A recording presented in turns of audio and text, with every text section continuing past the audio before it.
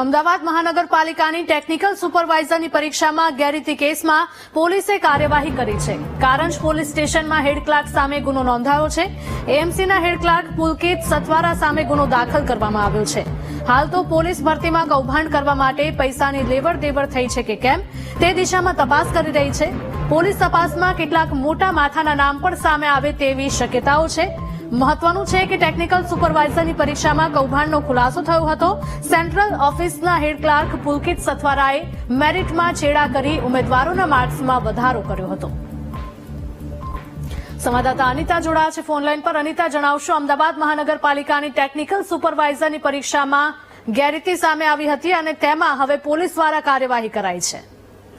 જી, ખાસ તો જે પ્રકારે આ જે પરીક્ષાને લઈને જે ગુનો દાખલ કરવામાં આવ્યો છે, જેને લઈને પોલીસે હાલ તો જે સુપરવાઇઝર દ્વારા આખું કાંડ કરવામાં આવ્યું હતું તેની ધરપકડને લઈને કાર્યવાહી હાથ ધરી છે।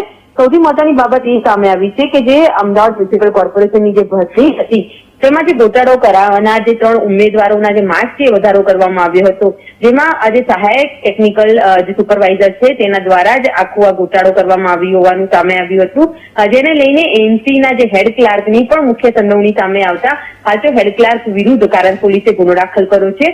સાથે આ ભરતીની અંદર જે વ્યક્તિઓને આ પ્રકારે ગોટાળાનો ભોગ બન્યા છે તેઓના હાલ પોલીસ દ્વારા નિવેદન લેવામાં આવી રહ્યા છે અને કોર્પોરેશનના અધિકારી દ્વારા હાલ તો આ મામલે ગુનો દાખલ કરાવીને જે જુદી જુદી ટીમો બનાવીને પોલીસે નિવેદન બાદ જે કસૂરવાર જે હેડ ક્લાર્ક છે તેની ધરપકડ કરવામાં આવશે ને એની સાથે જે જોડાયેલા જે સમગ્ર ગોટાળામાં જે આરોપીઓ છે તેઓને પકડવા માટેની પણ કાર્યવાહી હાથ ધરવામાં આવી છે। જી જી અનિતા, આભાર।